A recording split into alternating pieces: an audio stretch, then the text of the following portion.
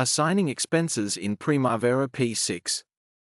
If you are looking for ways to assign costs to activities in Oracle Primavera P6 without creating a global resource for every item, then you may find the expenses feature useful.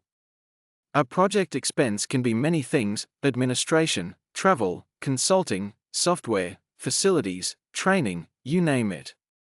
The expenses tool is also ideal for project-specific material items, such as custom-built items that need to be identified in the schedule, but again, don't really belong in the resource pool.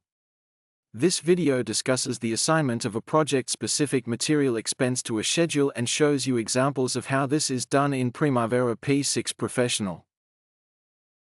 The sample project is a straightforward heat exchanger repair project.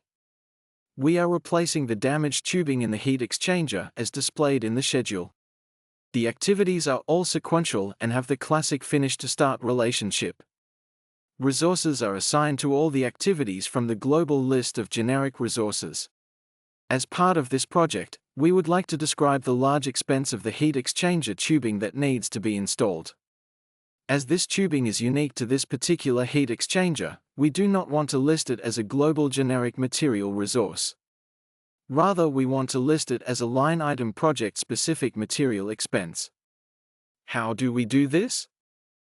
You can enter project-specific material costs and other non-resource-based costs using the Expenses tab in the bottom Details area. Click the plus Add button at the bottom left of the screen. Enter the expense item name and the expense category.